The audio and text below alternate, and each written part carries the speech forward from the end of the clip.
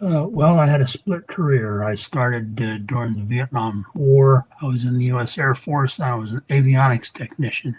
It's basically someone who fixes the black boxes on the airplanes. So I did that for 11 years, went from E1 to E6, and came back in the Air Force and came in as an aircraft maintenance officer. So then I managed maintenance organizations that I like I used to work in. So then I spent 11 years commissioned. So I have a total of 22 years in the Air Force, and I retired basically after Desert Storm. My neighbor was putting a fence in, and the fellow was a retired military guy. And I started chatting with him, and we got talking about health conditions that we had both had. And shortly after that, I had gotten an email one day, and Trajector Medical was on that email. And I thought, well, maybe I'll look into this and see what it's all about. So that's how it got started, was just basically an email.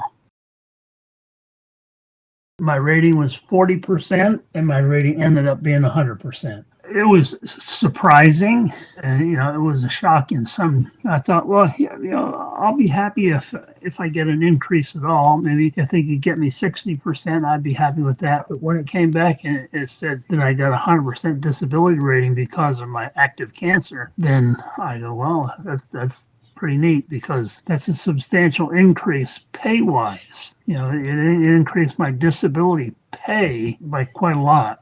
I'm a 74-year-old veteran, two tours in Vietnam. I've been retired from the military longer than I've spent in the military at this point in my life, and I don't know how much longer I'm going to live, but quite frankly, I'm optimistic that I'm going to go on for several more years, and the additional income that disability rating provides me will provide more flexibility for my wife and I to go visit our grandchildren, our children, things like that. So those are all fun things.